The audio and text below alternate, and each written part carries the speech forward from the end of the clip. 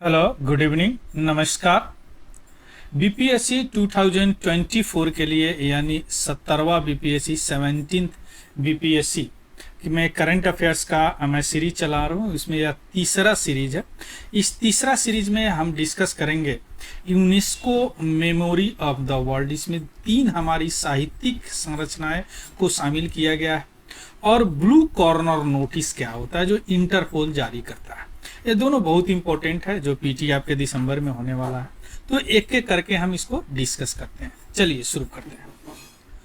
UNESCO memory of the world यानी 3 Indian literary work यानी 3 भारतीय साहित्यिक रचनाएं रामचरितमानस, पंचतंत्र और सहृदय लोकन। ये 3 संरचनाएं हैं जो UNESCO memory of the world Asia Pacific regional register में ऐड किया गया है। बहुत इंपॉर्टेंट है, आपसे पूछ सकता है निम्नलिखित में से कौन सी इंडियन लिटरेरी वर्क है, साहित्यिक संरचनाएं हैं जो UNESCO memory of the world में रखा गया है, एशिया पैसिफिक रीजनल रजिस्टर में जोड़ा गया है। क्लियर? तो 3 याद रखेगा, रामचरितमानस, पंचतंत्र और सहृदय लोकन। इसके बारे में अलग अलग भी पूछ सकता है, वो भी हम देखेंगे क्या है। इसको ऐड करने के बाद यह कहाँ ऐड हुआ है? Actually memory of the world committee for Asia and Pacific, जिसको मॉकैप बोलते हैं, यानी memory of the world committee for Asia and the Pacific mock-up का बैठक 10th मीटिंग हुआ था। कहाँ पे? मंगोलिया के उलान बटार में वहीं पे इसको ऐड किया गया। किसको? रामचरितमानस, पंचतंत्र और सहृदय लोकन को। क्लियर? यूनेस्को क्या है? यूएन का एक संस्था है, united nation education scientific cultural organisation. Clear? अब इसका सिग्निफिकेंस के बारे में बात करते हैं, इसका महत्व क्या है। ये जो 3 लिटरेरी वर्क है, रामचरितमानस, पंचतंत्र, सहृदय लोकन, यह समय और स्थान से परे है, ट्रांसेंडेड टाइम एंड प्लेस। और यह जो है भारत के भीतर ही नहीं, बाहर दोनों जगह पाठकों और कलाकारों, रीडर्स एंड आर्टिस्ट पर अमिट छाप छोड़ा है, इनडेलिएबल मार्क, है ना। अब यहाँ पे एक ये भी पूछ सकता है कि कौन सा नोडल एजेंसी है जो नॉमिनेशन सेंड करता है, तो वह है Indira Gandhi national centre for arts, यानी इंदिरा गांधी राष्ट्रीय कला केंद्र, IGNCA, या नोडल एजेंसी है ना, जो नॉमिनेशन भेजती है लिस्ट के कि इसको इसमें रखा जाए, भेजने वाली नोडल एजेंसी है। मत ठीक है। अब हम देखते हैं अलग अलग रामचरितमानस में 2 रामचरितमानस के मनुस्क्रिप्ट यानी पांडुलिपि को भेजा गया यूनेस्को में। पहला जो है गोस्वामी तुलसीदास जी द्वारा लिखा हुआ, और दूसरा जो है अरेबिक भाषा जो 18th सेंचुरी में लिखा गया था उसको भेजा गया। क्लियर? अब आते हैं पंचतंत्र को किसने लिखा है? पंडित विष्णु शर्मा, याद रखिएगा, संस्कृत में। या जितने भी एक फेबल है यानी दंत कथाएं हैं, या जितने भी जीवित भारतीय दंत कथाओं में सबसे पुराना है, one of the oldest collection है। कौन? पंचतंत्र। यह 5 पार्ट है, इसमें 5 भाग है। और इसका सबसे विशिष्टता क्या है जो एक दूसरे से डिस्टिंग्विश करता है?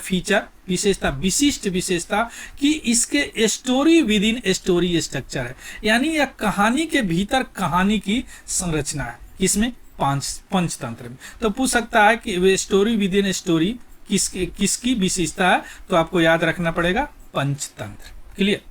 तीसरा क्या है? सहृदय लोकन। यह सहृदय लोकन यह काश्मीरी स्कॉलर थे जिनका नाम था आचार्य आनंदवर्धन, है ना। इनके द्वारा 15th सेंचुरी में लिखा गया था। क्लियर? क्या? सहृदय लोकन। और इसका जो फिलोसफर थे, एक दार्शनिक थे, अभिनव गुप्ता, उन्होंने इस पे कमेंट्री लिखा है यानी टिप्पणी लिखी है। यह क्यों चुना गया? चूंकि यह सौंदर्य शास्त्र का बड़ा अच्छा एक पुस्तक है ना। सौंदर्य शास्त्र के कारण, एस्थेटिक्स के कारण इसको चुना गया।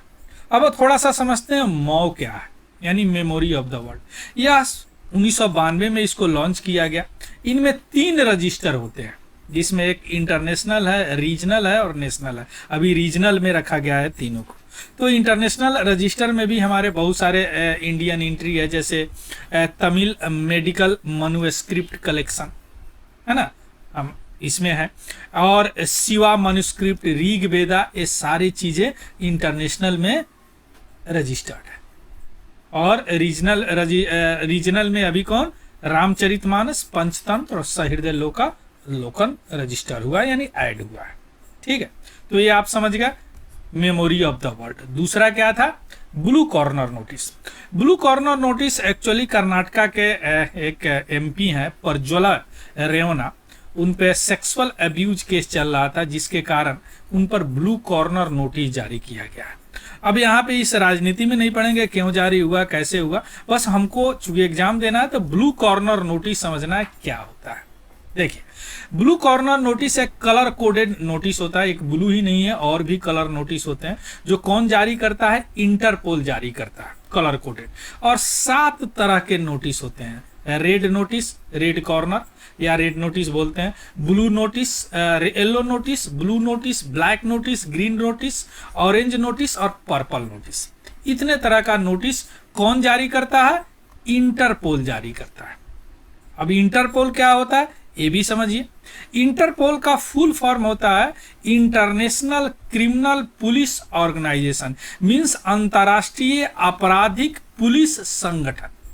यह 1930 में इसका स्थापना हुआ। इसका हेडक्वार्टर लियोन फ्रांस में है।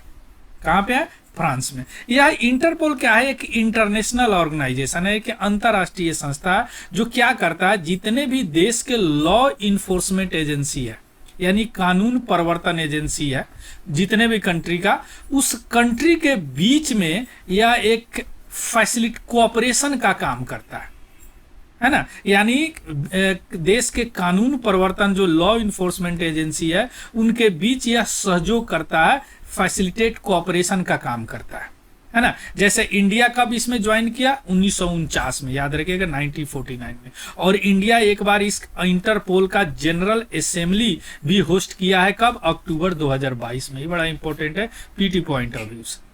क्लियर है ना। ये है इंटरन। अब मान लीजिए कि कोई अगर अपराध करके किसी और देश में चला गया, जैसे इस केस में चले गए थे जर्मनी, तो जर्मनी के कानून जो भी लॉ इन्फोर्समेंट एजेंसी है, भारत के लॉ इन्फोर्समेंट एजेंसी है, उनके बीच सहयोग प्रदान करता है कौन, या इंटरपोल। और जिसके कारण ही जर्मनी से इनको लाया गया, भारत में अभी हैं। क्लियर। तो ये काम करता है क्या, इंटरपोल। यानी इंटरपोल एक अंतर्राष्ट्रीय आपराधिक पुलिस संगठन है और इसका काम क्या है, विभिन्न देशों के कानून प्रवर्तन एजेंसियों के बीच सहयोग की सुविधा प्रदान करना। क्लियर। अब हम आते हैं थोड़ा सा इस कलर कोडेड नोटिस के बारे में देख लेते हैं। Red notice. रेड नोटिस कब जारी किया जाता है, अगर कोई कहीं भाग जाता है, कोई अभियोजन हुआ या अरेस्ट, पर्सन को अरेस्ट करने वाले हैं, वारंट इशू हुआ और कहीं चलेगा, है ना, तो उसका अभियोजन और सजा काटने की वांछित व्यक्तियों का स्थान और गिरफ्तारी की तलाश करना। क्लियर। येलो नोटिस क्या होता है, येलो नोटिस होता है कोई लापता व्यक्ति होगा, नॉर्मली माइनर होगा, है ना, जो उनको आइडेंटिफाई करना है और आइडेंटिफाई नहीं हो पा रहे हैं, तो उनके लिए यह येलो नोटिस जारी होता है। नाबालिगों के लिए पता लगाना।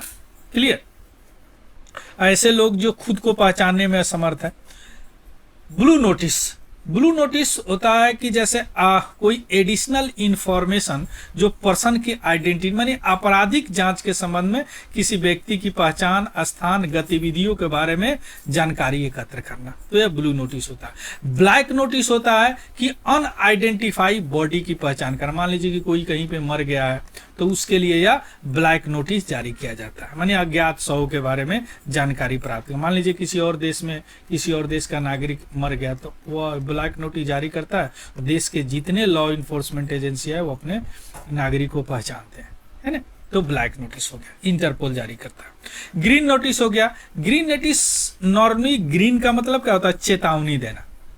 कोई अगर पर्सन है वह क्रिमिनल एक्टिविटी का है तो उनको चेतावनी दिया जाता है कि भैया इससे खतरा हो सकता है, possible threat to public safety. Orange notice. Orange notice का मतलब होता है कि एक सार्वजनिक सुरक्षा के लिए खतरा है, तब यह जारी किया जाता है। किसी व्यक्ति के किसी प्रक्रिया किसी घटना के बारे में चेतावनी जारी किया जाता, ऑरेंज नोटिस। इसके बाद है पर्पल नोटिस। पर्पल नोटिस क्यों जारी किया जाता है?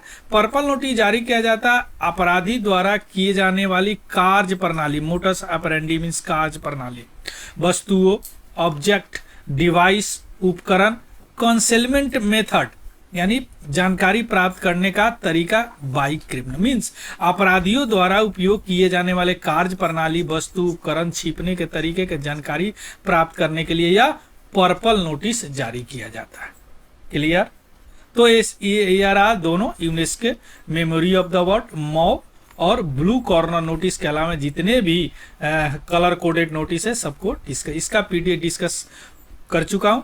इसका पीडीएफ हमारे Telegram channel Tiwari general study और टेलीग्राम चैनल का लिंक डिस्क्रिप्शन में भी मिल जाएगा, आपको वहां से देख लीजिएगा, उसको ज्वाइन कर लीजिएगा।